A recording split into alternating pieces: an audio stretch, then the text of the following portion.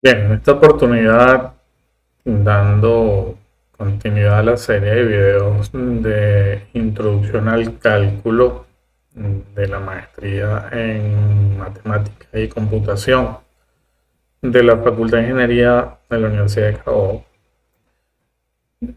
haremos una rápida y ligera revisión de las reglas de cálculo del límite. Ya en un video anterior hablamos de las definiciones, de los conceptos del límite y de los teoremas asociados a ellos. Y en esta oportunidad, bueno, daremos inicio a lo que corresponde a las reglas para calcular o resolver límites de forma específica. Las reglas son básicamente un conjunto de operaciones a través de las cuales podemos definir la forma de resolver de manera más expedita condiciones particulares de las funciones que estén involucradas en el cálculo o en la obtención del límite. Para estas reglas, bueno, siempre vamos a tener las siguientes suposiciones y que la inicial es que C, siendo C el valor al que tiende la variable independiente o la variable X, bueno, que cumpla con la condición de que C siempre sea un número real. Generalmente vamos a hablar de combinaciones de funciones y además de que esta sea un número real, también debe ocurrir que exista una función f de x que cuando tiende a c tenga un límite L y que exista una función g de x que cuando tienda a c la x también tenga un límite denominado m. En función de esto se requieren tres cosas básicas o cuatro cosas básicas que en el segmento o en el rango en el que nos deseemos hacer la revisión de la función exista c como un número real, que existan al menos dos funciones continuas en ese rango, idealmente, y que los límites en el número real c para ambas funciones existen. Si esto se cumple, entonces los teoremas, las definiciones que veremos a continuación son totalmente válidas. La inicial o el teorema inicial asociado a esto es el que está asociado al límite de una función constante. Una función constante va a ser una función f de x que para cualquier valor de x que tomemos en consideración tiene un f de x igual a k. Esto básicamente es una recta paralela al eje de la x en la que, bueno, todos los valores de f de x, independientemente de la x que tomemos en cuenta, corresponden a un solo valor constante de k. Para este caso, el límite de x cuando tiende a c de k siempre va a ser igual al valor k. Es algo que, bueno, aparentemente es bastante obvio. El límite de la función identidad se llama la función identidad a la función en la que f de x es igual a x. Ahora, en este caso, también bastante similar al de una función constante, es bastante intuitivo evidenciar que el límite de x cuando x tiende a c va a ser igual al valor de c. Ahora tomamos en cuenta, o sea, qué ocurre cuando tenemos una suma o una resta de funciones.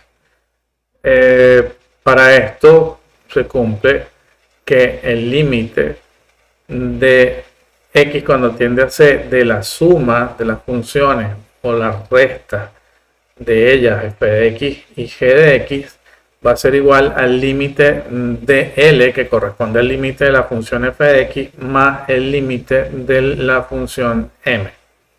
Es decir, si nosotros evaluamos independientemente el límite de f y independientemente del límite de g, obtendremos que el valor de f de x o el del valor del límite para x que tiende a c de f de x será L, y que el valor del límite para x que tiende a c de g de x será M. De forma tal que operando con estas dos funciones, digamos, si fuese posible hacer esta suma entre ellas, el límite de esta nueva suma sería exactamente el mismo que el de sumar los valores de los límites independientes. En el caso de una constante o por una función, bueno, ocurre algo también generalizado para muchas otras operaciones matemáticas, y es que el límite del producto de la función por una constante sería exactamente igual a el producto de la constante por el límite obtenido al evaluar solamente la función. En el caso del producto de los límites, ocurre exactamente igual que en la suma, solo que en esta oportunidad, bueno, el límite del producto de las funciones será el producto de los límites individuales de cada una de ellas. De forma análoga ocurre para los cocientes entre funciones, pero aquí es importante tener en cuenta que esto aplica de esta manera única y exclusivamente para los casos en los que el límite de la función g de x es distinto de 0, o sea, porque al tener este límite, si este límite es igual a 0, bueno, tendremos ya otra condición distinta que podemos ver más adelante. Para el caso de las potencias, es igual de forma análoga a las anteriores. El límite de la función f de x a la n será igual al límite a la n de la función. O sea, podemos evaluar de forma independiente el límite de f de x y posteriormente hacer la operación de potencia con la n para cualquier entero positivo de n. Porque si n no es un entero positivo, entonces tendríamos aquí una función que sería 1 sobre f de x y se evalúa de forma distinta. De forma similar al límite de una función elevada a una potencia entera, ocurre para el caso de la evaluación de una función, o mejor dicho, de una función sí, que esté dentro de una raíz. O sea, el límite de la raíz de una función será igualmente equivalente a la raíz n del límite de la función individual. Para este caso es importante también en cuenta considerar que si n es par, el límite tiene que ser mayor o igual que 0. Ahora, si el límite es igual a 0, se requiere que la función f de x sea mayor o igual que 0 para x alrededor del valor de c, o del valor al que tiende c.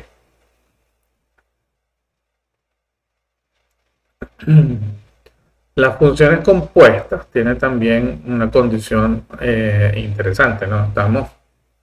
Tenemos una función g de x que tiene como límite L cuando x tiende a c, y si tenemos una función f que es continua en el límite L, entonces el límite de una función compuesta f de g de x va a ser igual a f evaluada en el límite de g de x. Es decir, tenemos una función f.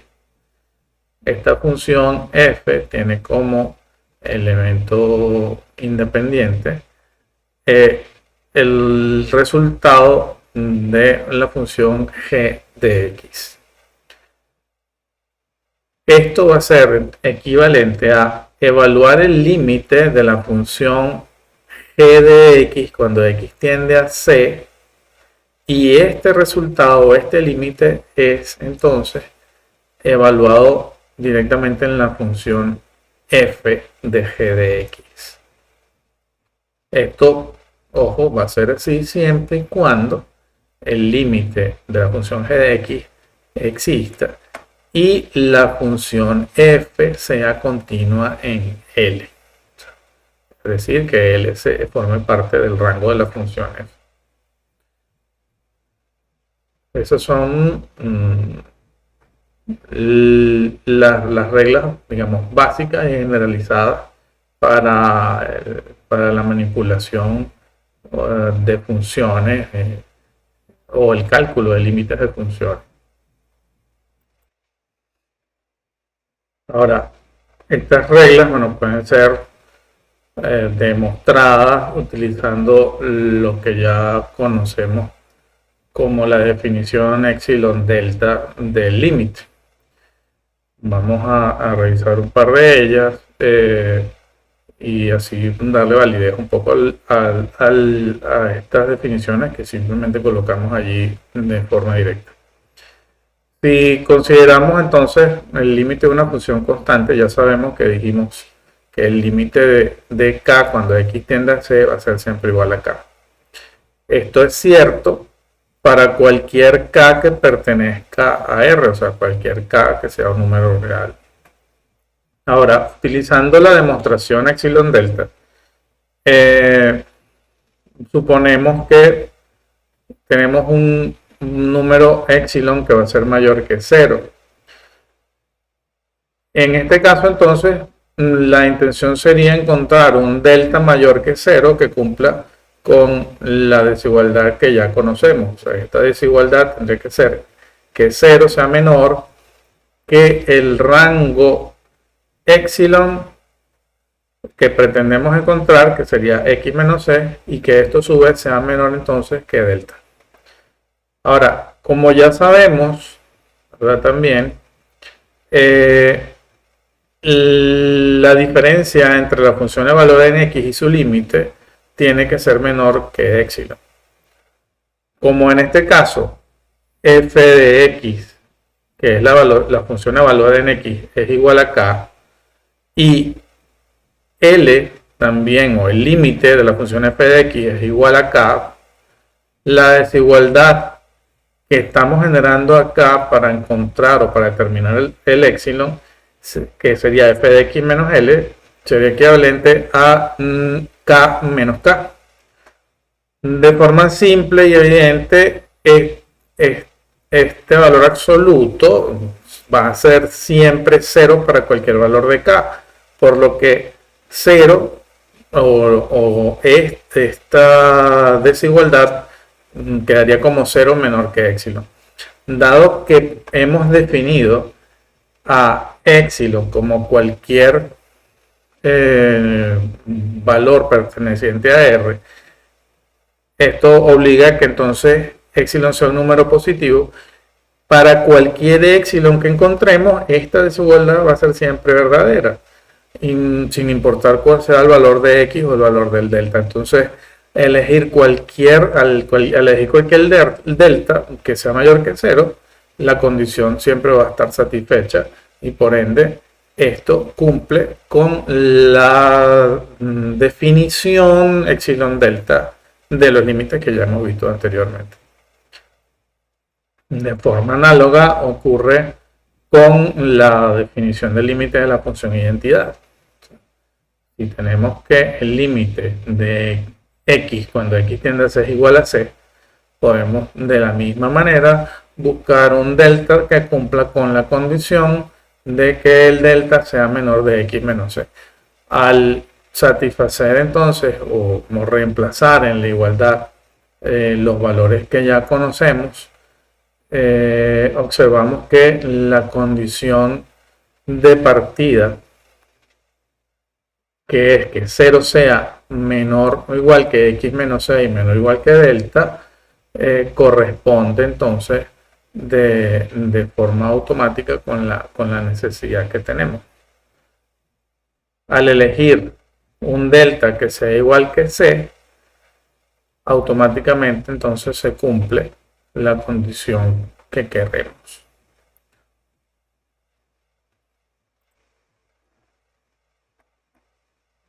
Usando el mismo procedimiento, bueno, podemos revisar las demostraciones del resto de las condiciones.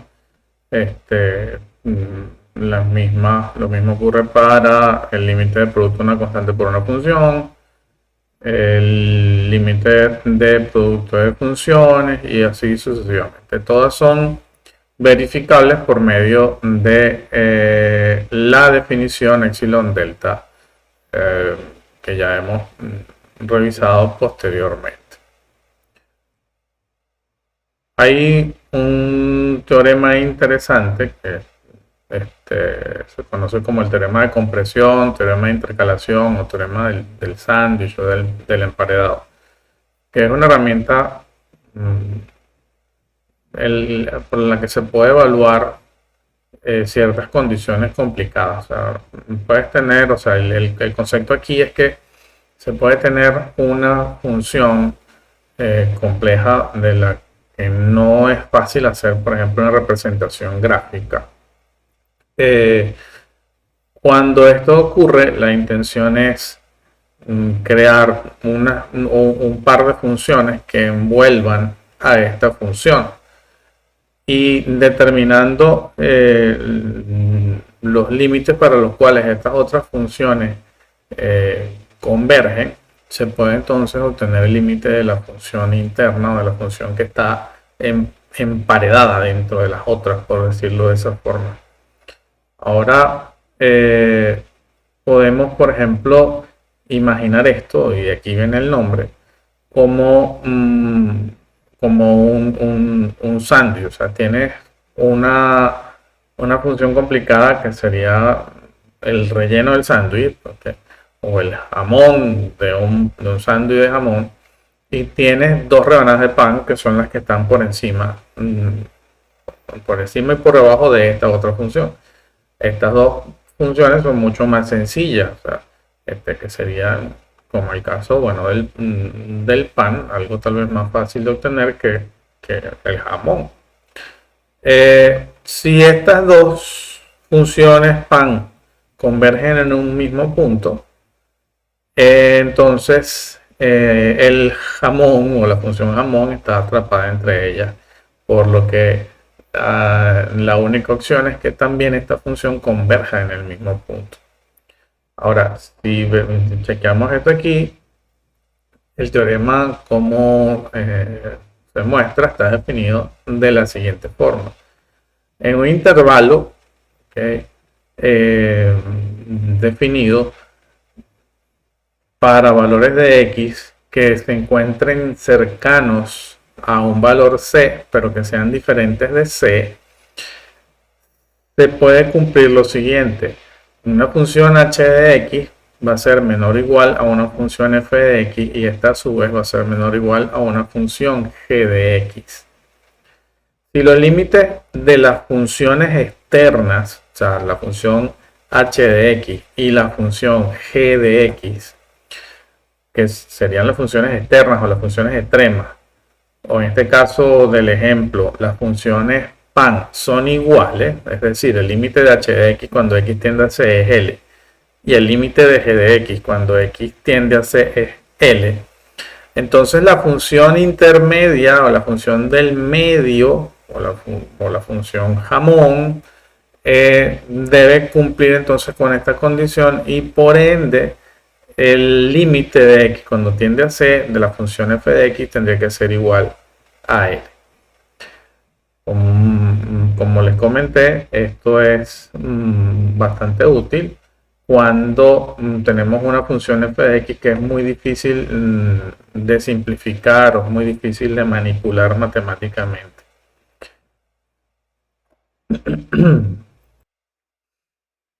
De este modo, bueno, utilizar este esquema o este teorema es especialmente útil,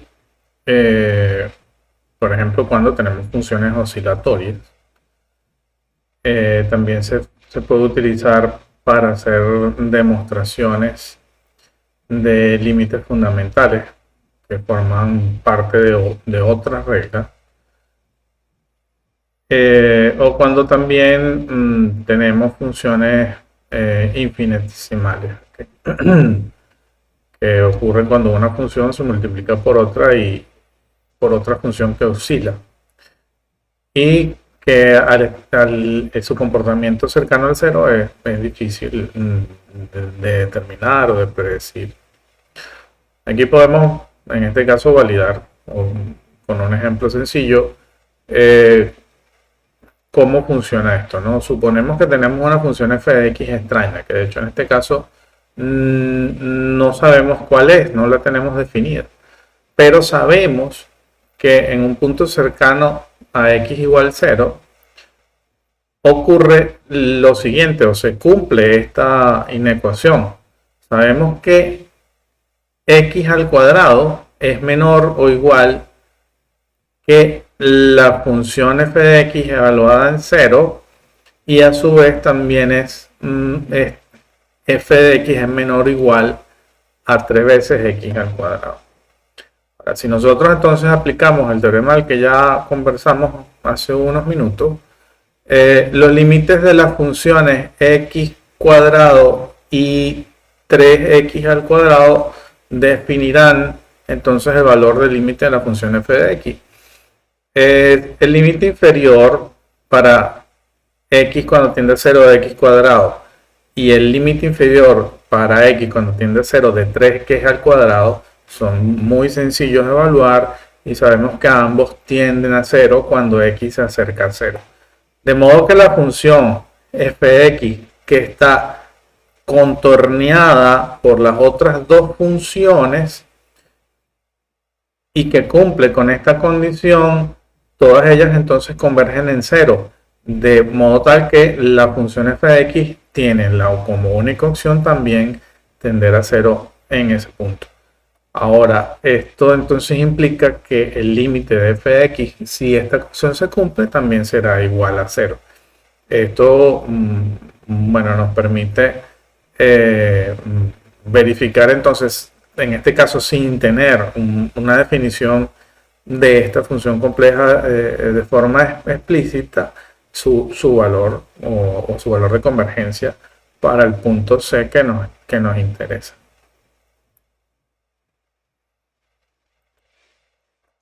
Ahora hay ciertos casos especiales en arreglos de funciones para los cuales estas reglas generales no son de aplicación directa. Estas formas se conocen como formas indeterminadas de los límites y estas están definidas por condiciones en las cuales el resultado de la evaluación directa nos da algo distinto a los números reales. O sea, generalmente son límites que están asociados a valores infinitos o menos infinitos. Esto, bueno, requiere de ciertas habilidades particulares para ser resueltas. Estas indeterminaciones son las que veremos a continuación. O sea, una indeterminación bastante frecuente es la indeterminación 0 sobre 0, que ocurre cuando el límite de una división de fracciones ocurre que el límite de la función f de x y el límite de la función g de x son ambos 0. Esto, en el caso de funciones racionales, es bastante frecuente y se conoce como indeterminación 0 sobre 0 porque no hay directamente una forma de validar cuál es la tendencia en estos casos. Otro ejemplo similar al anterior es la indeterminación 0 sobre 0, que ocurre al evaluar el numerador y el denominador y que ambos entonces cuando x tiende al valor de c den más o menos infinito. De igual manera, la siguiente indeterminación establecida es el infinito menos infinito, que ocurre cuando el límite de dos funciones tienden a infinito y estas funciones se están restando. Esto ocurre mucho en diferencias de raíces cuadradas, logaritmos. Otra indeterminación común es la indeterminación cero por infinito, pero en este caso hay un producto de funciones f de x y g de x en los cuales una de ellas, o el límite de una de ellas es cero y el límite de la otra es más o menos infinito. Esto suele poderse transformar a una indeterminación 0 sobre 0 o una indeterminación infinito sobre infinito. Otra indeterminación es la de 1 elevado al infinito. Cuando tenemos un arreglo como este tipo, una función f de x elevada a una función g de x, y ocurre que el límite cuando x tiende a c de f de x es 1 y el límite cuando x tiende a c de g de x es más o menos infinito, tenemos entonces esta condición que igual indetermina el valor. Eso es algo que no tenemos forma de definir de forma directa cuál es su correspondencia numérica. De forma similar, tenemos la indeterminación 0 sobre 0. En este caso, los límites de las funciones f de x y g de x son ambos 0. Y la indeterminación infinito a la 0, en donde el límite de f de x es infinito y el límite de g de x es igual a 0.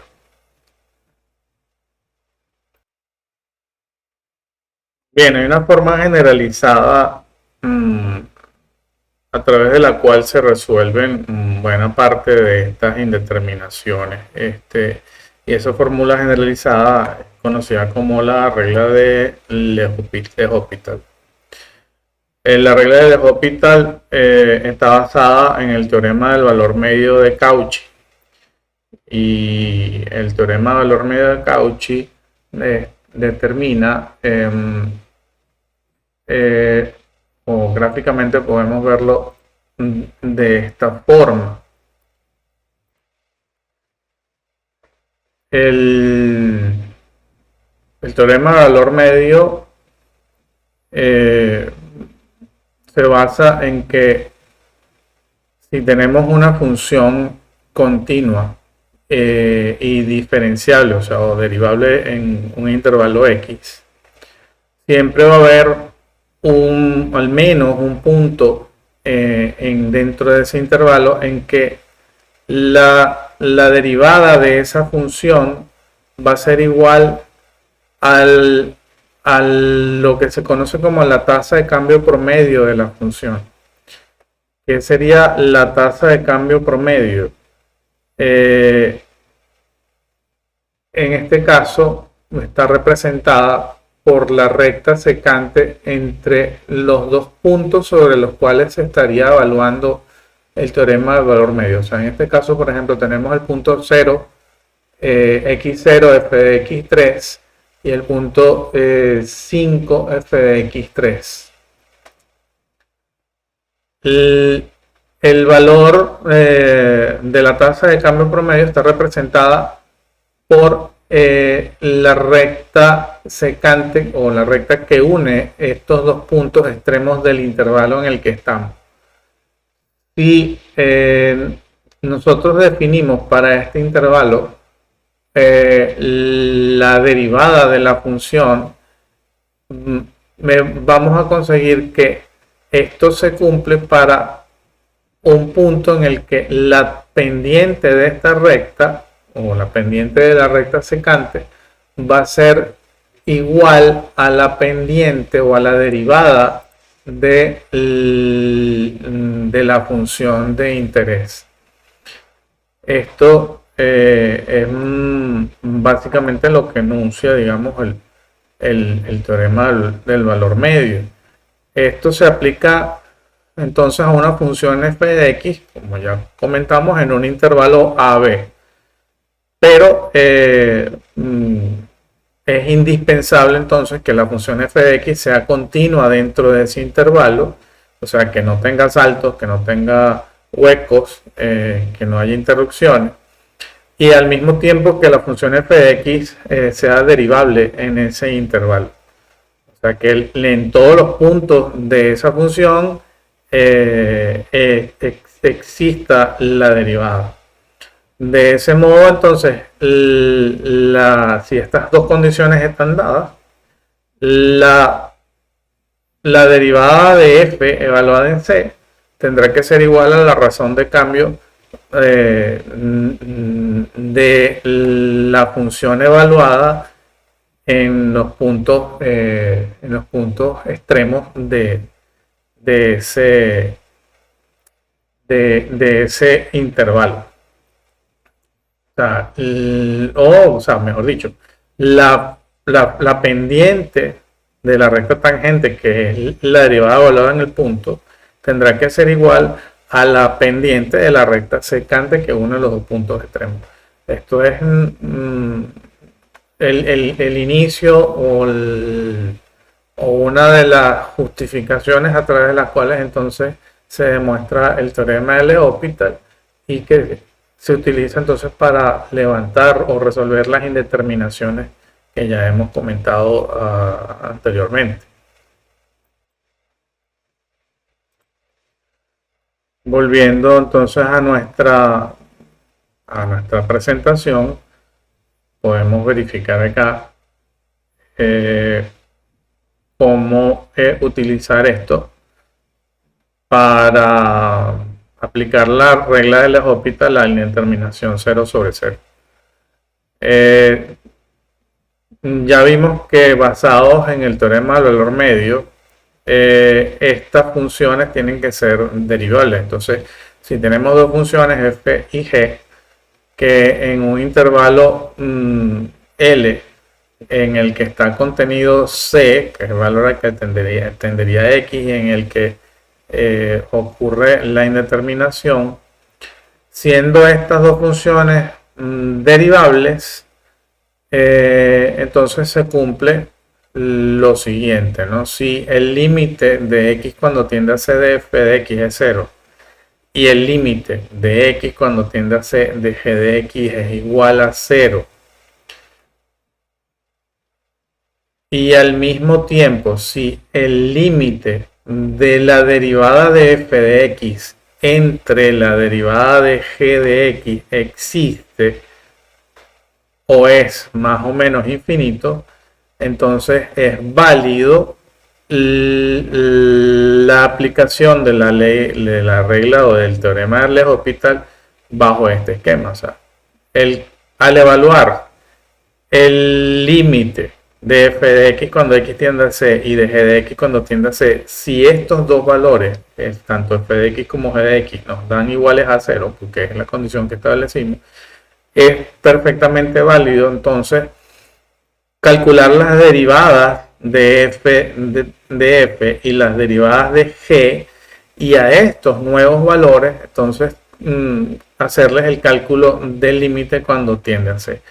Esto levanta generalmente la determinación 0 sobre 0 y nos entrega un valor o el valor esperado del límite al cual que tiende la relación entonces de la división de estas dos funciones.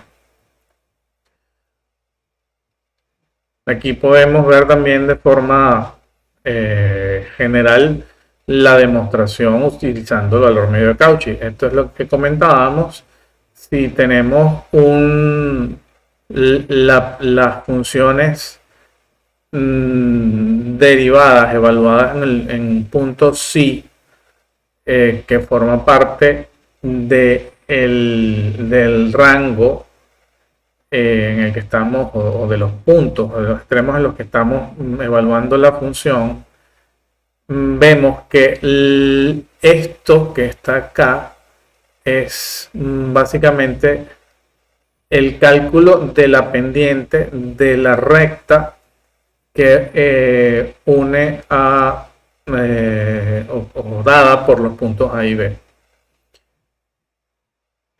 y que esto es la evaluación en un punto psi, siendo esta letra, la letra griega psi, en el que evaluamos las derivadas. Cuando entonces esta expresión es evaluada en el intervalo CAX, obtenemos estos dos grupos, o esta expresión, que es f de x menos f de c entre g de x entre g de c, es la pendiente de la recta y es equivalente a lo anterior.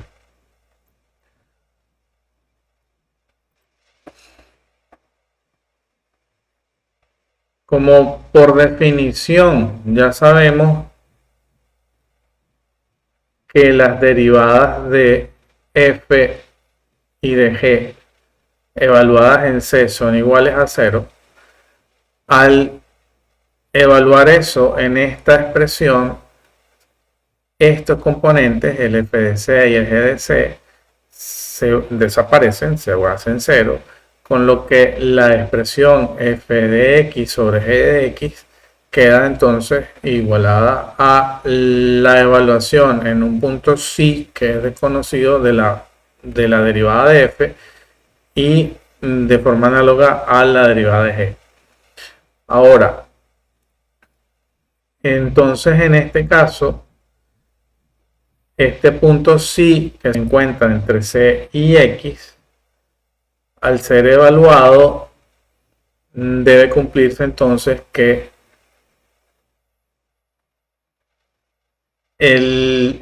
cuando, o sea, a ver, al evaluar esta sección de los límites, es tomar el valor de psi cuando tiende a c, lo que entonces equivale a calcular los límites de las derivadas. Si el límite de estas derivadas existe, entonces el límite original también existe, que es lo que determina esta relación inicial de la regla de L'Hopital.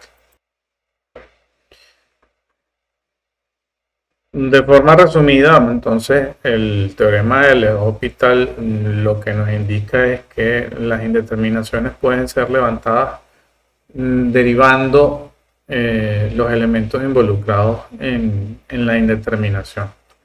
Esto se puede ver un poco de forma gráfica en el siguiente elemento. Como siempre ya lo hemos hecho, estas representaciones están generadas usando código Python. Entonces vamos aquí a evaluar, o a ver, tenemos una función que está determinada por el seno de x sobre x. Al evaluar esto, o a intentar calcular el límite original cuando x tiende a 0, tenemos que esto nos crea una indeterminación de 0 sobre 0, ya que al evaluar el seno de 0, esto obviamente nos da 0, y al reemplazar el 0 por x obtenemos 0. Si vemos esto acá, entonces esta sería la representación de la curva al graficar la función seno de x sobre x. Si la intentamos evaluar en 0, bueno, vemos que la tendencia de ella debería ser a que f de x esté en 1, o sea, si vemos la gráfica. Ahora, aplicando la regla de L'Hopital o tomando en cuenta la regla de L'Hopital, y dibujamos las funciones de forma independiente, digamos de esta manera, podemos ver que la función en verde representa la función seno de x y la función en roja representa la función g de x como una recta. Ambas tienen un cruce por 0. Al derivar entonces estas, y mejor dicho, al calcular el límite de ambas funciones, cuando x tiende a 0, obtenemos que ambas, o el límite de ambas de forma individual es 0, que es lo que causa la indeterminación 0 sobre 0. Ahora, existiendo el límite de ambas, entonces podemos aplicar la regla de L'Hopital y calculamos las derivadas de ambas funciones. La derivada del seno de x es conocido que es el coseno de x, entonces está representado en este caso por la función verde. Y la derivada de la función g de x, que es igual a x, es igual a 1. Es una recta paralela constante con valor 1. Ambas funciones coinciden, en este caso en un punto. Y al entonces hacer o calcular la derivada de la función f de x, que es coseno de x sobre x, cuando esta tiende a 0, obtenemos que el límite de la función es 1. Con lo que validamos el límite inicial. De forma similar, podemos ver comportamientos para una indeterminación infinito sobre infinito. El logaritmo de x sobre x, el logaritmo natural de x, o el neperiano de x sobre x, cuando x tiende a infinito. Aquí igualmente se trazan ambas gráficas. Se evidencia de forma similar que los límites de ambas curvas existen, que en este caso son también tendientes a 0 y de allí la indeterminación. Pero al determinar las derivadas, entonces bueno, tenemos que la derivada del logaritmo natural de x es 1 sobre x y la de x es igual a 1, como en el caso anterior. Y al hacer la relación de ellas, aplicando el teorema de L'Hopital, obtenemos entonces que el límite de la función inicial es igual a 0. De forma análoga ocurre para x por el logaritmo neperiano de x, cuando x tiende a 0 por la derecha. Tenemos entonces una determinación 0 por menos infinito que se resuelve de la misma forma, y de forma similar entonces cuando tenemos una determinación menos infinito sobre infinito. Con esto lo que evidenciamos es que bueno, la regla de L'Hopital es una herramienta súper poderosa para poder resolver de forma expedita límites de tipo indeterminado, o sea, límites que de forma normal sería mucho más difícil de definir.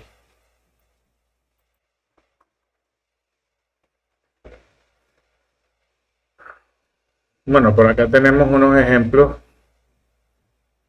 ya numéricos ilustrativos de lo que hemos visto en forma abstracta, y en los cuales, bueno, en el caso del límite de una función constante, es evidente que, por ejemplo, en este caso, si tenemos una función k y calculamos el límite, en este caso de menos 7 cuando x tiende a 4, esto siempre va a ser igual a menos 7.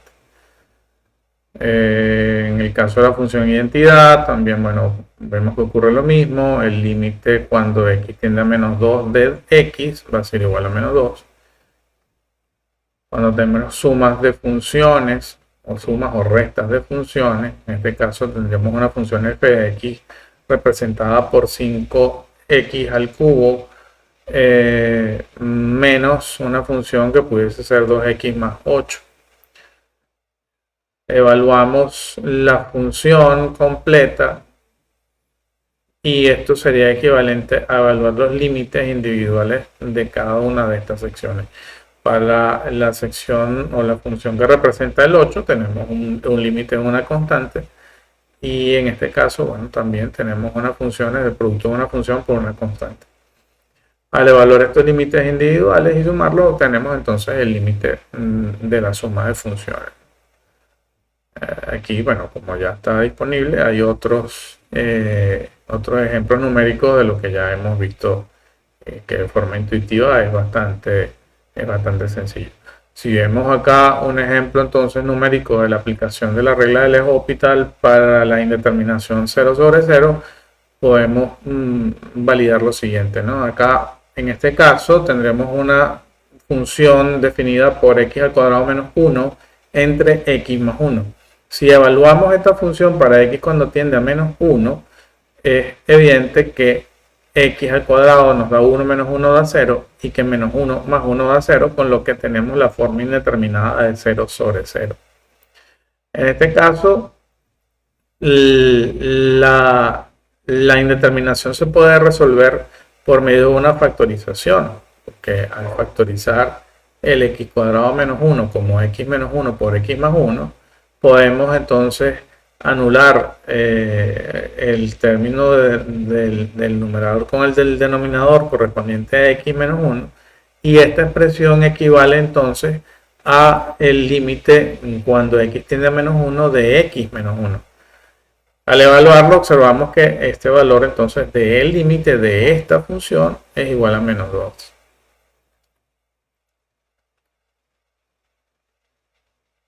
Acá, bueno, también tenemos otro ejemplo en el que hay una indeterminación también definida como x como 0 sobre 0 al evaluar la función e a la x menos 1 sobre x cuando x tiende a 0.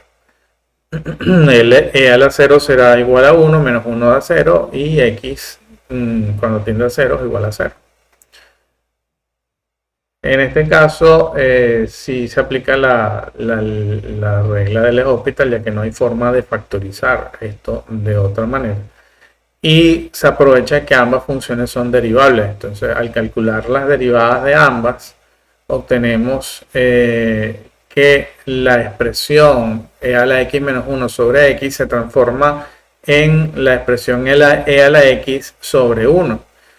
Cuando evaluamos esto, cuando x tiende a 0, e a la x es 0, el 1 es una constante, por ende esto es 1 sobre 1, con lo que el límite de esta función, que inicialmente era 0 sobre 0, queda definido como 1. Y así, bueno, ocurre para diferentes formas en las que vemos que la regla del L'Hospital funciona de muy buena manera. Hablando un poco de contextos avanzados de aplicaciones de estas reglas y de los límites, son especialmente útiles cuando, por ejemplo, en sistemas de control se están evaluando estabilidad de sistemas o incluso también en ingeniería civil, cuando se están diseñando estructuras. Pueden ocurrir en los modelos matemáticos este tipo de determinaciones y se pueden resolver utilizando estas técnicas. También se utilizan para la revisión de rendimiento de algoritmos, para validar transiciones suaves y continuas, para chequear tasas de cambio y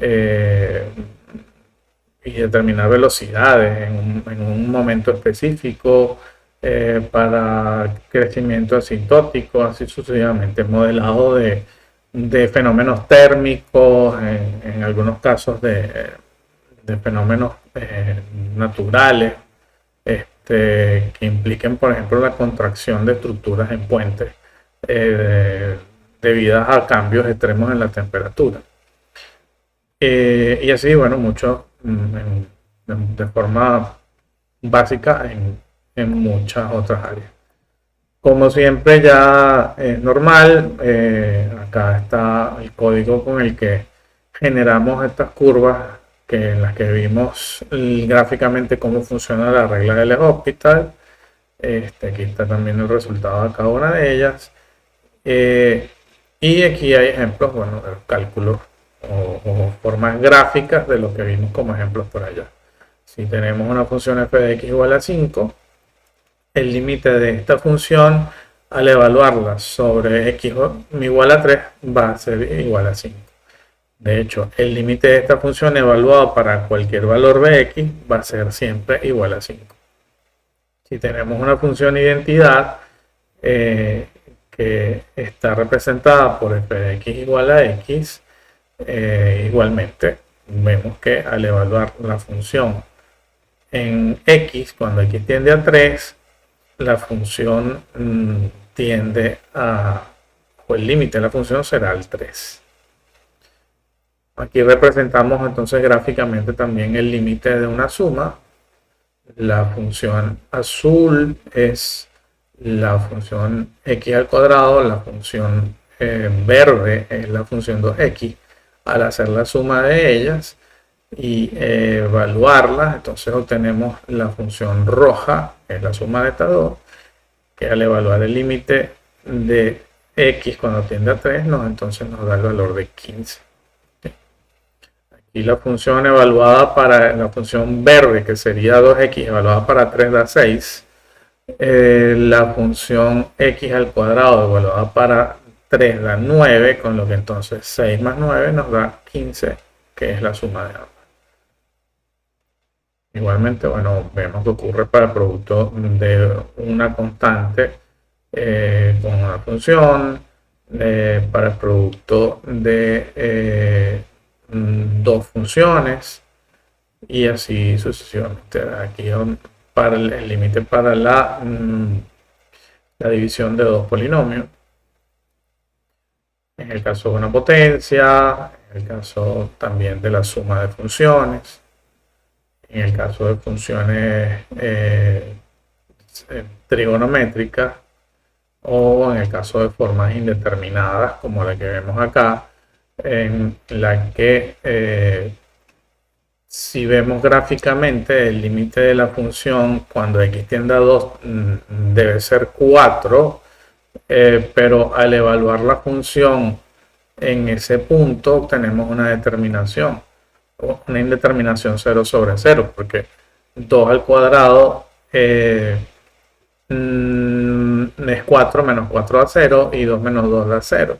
O sea, que la función tiene un hueco, digamos, en el punto x igual a 2, pero su límite existe y es igual a 4. Igual ocurre para los límites en el infinito y los límites laterales infinitos, que son distintos tanto desde la derecha como desde la izquierda. Así que esto es la representación gráfica del teorema del sándwich, del teorema del emparedado del que hablamos anteriormente, ¿no? Esta función x cuadrado por el seno de 1 sobre x, que incluso ya la vimos una representación similar en uno de los videos anteriores, pues está envuelta en dos funciones que son mucho más sencillas. La función h de x, que está representada en rojo, que sería menos x al cuadrado, y la función g de x en verde, que sería x al cuadrado. Estas dos funciones corresponden o envuelven a la función compleja que está en azul, determinada por esta forma. Como hay correspondencia entre las formas externas o la envolvente de la función, entonces aquí se cumple la condición de que el límite de las funciones envolventes es menor el límite de la función roja, digamos. El límite de la función verde es mayor que el de la interna y por ende entonces la evaluación del límite en el punto en el que ambas externas son iguales sería exactamente igual al límite de la función, usando la analogía que usábamos antes de la función jamón, siendo el verde y el rojo el pan de la función. Eso, bueno, es un poco lo que respecta entonces a las reglas de cálculo para el cálculo de límites de forma general. Nuevamente, parte de la intención, además de la revisión teórica de las nociones para el cálculo, es representar o utilizar entonces nuevamente Python como una herramienta de aprendizaje o de modelado y ver de forma práctica e interactiva cómo, bueno, se pueden presentar estos valores codificados en un script del lenguaje.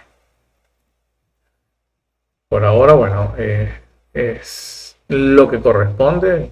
Igualmente, Melvin Padilla por acá, un aspirante a hacer a la maestría o ser magíster en la maestría de matemáticas y computación de la Facultad de Ingeniería de la Universidad de Carabobo.